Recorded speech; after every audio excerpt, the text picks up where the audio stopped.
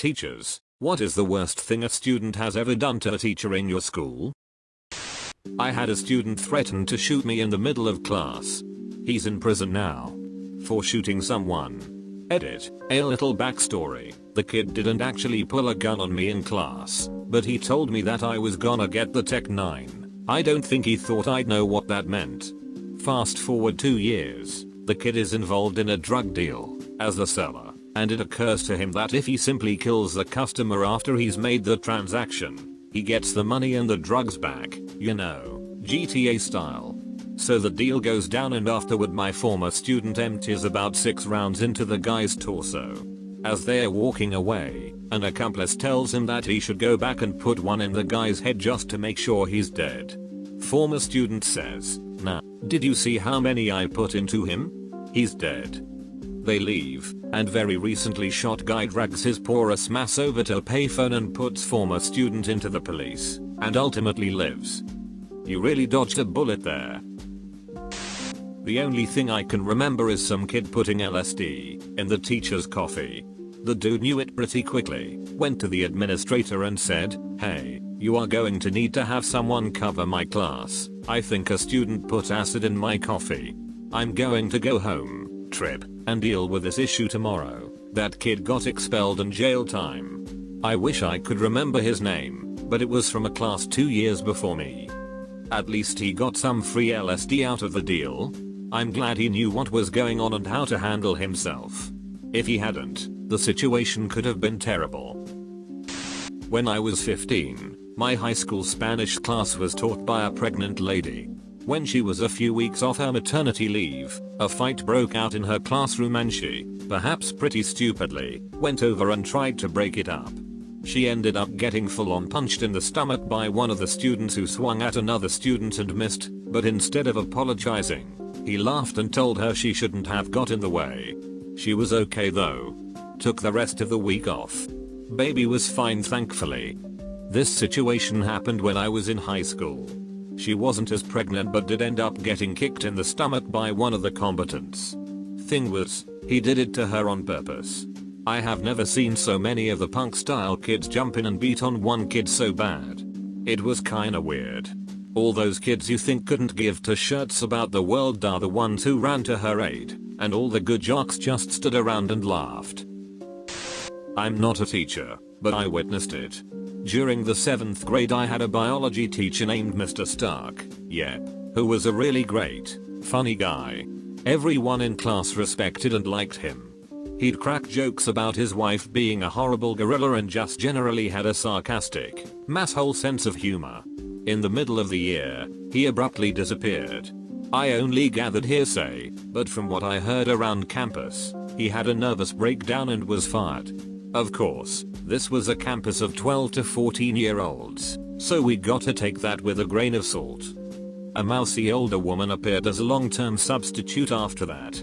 No one had ever had her as a sub before and she was very frail and soft-spoken. For the rest of that year, the class terrorized her. No one ever did any work. During the class, kids would go into the storage closet, it was a lab classroom, and play with, break, the beakers and chemistry sets. There were fish tanks with algae and anemone ecosystem type things, and at one point, a kid knocked one over. People were loud and wild the entire class period, running around the classroom, literally jumping up on tables, and it was just impossible for her to teach and for anyone to learn in that environment. We literally got nothing done that entire time. It was basically free time, draw and listen to your CD player hour, because while I didn't want to add to the problem, she just didn't do lectures or assign homework. Not only that, but the kids teased her relentlessly. They made fun of her because she was balding, because she had a slight tremble, and would regularly tell her to shut the duck up or call her a bitch. It was heartbreaking. I guess one day she was reprimanded by the upper office staff, because she started putting her fist down a little bit. But if she raised her voice, the class got louder. If she assigned home class walk, only I and maybe 3 other people did it. One day she snapped.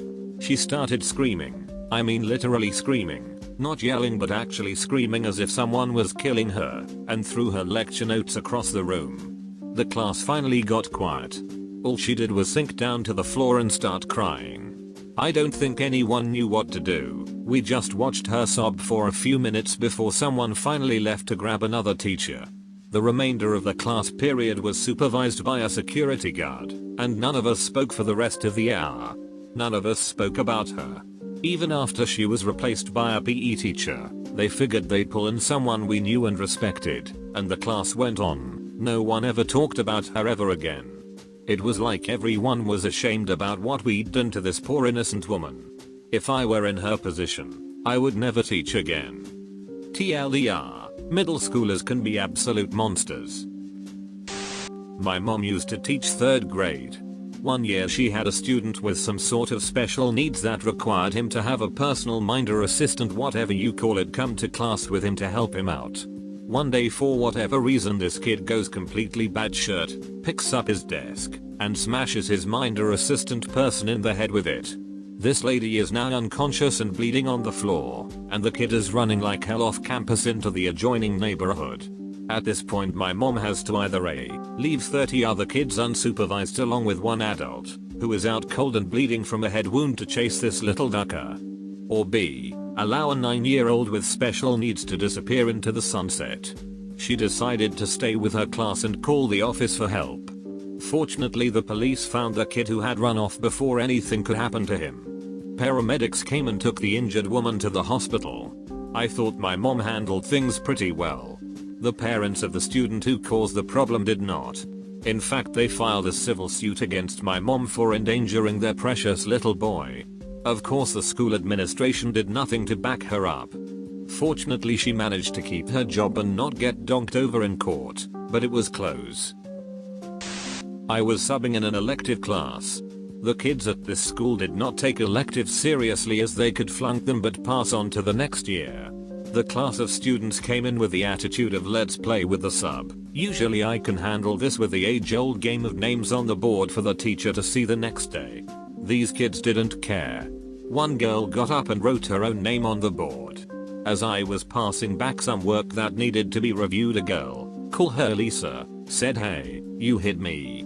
I had grazed my hand across the Lisa's arm as I put the paper on her desk. Lisa quickly said who saw her hit me, and all the kids raised their hand.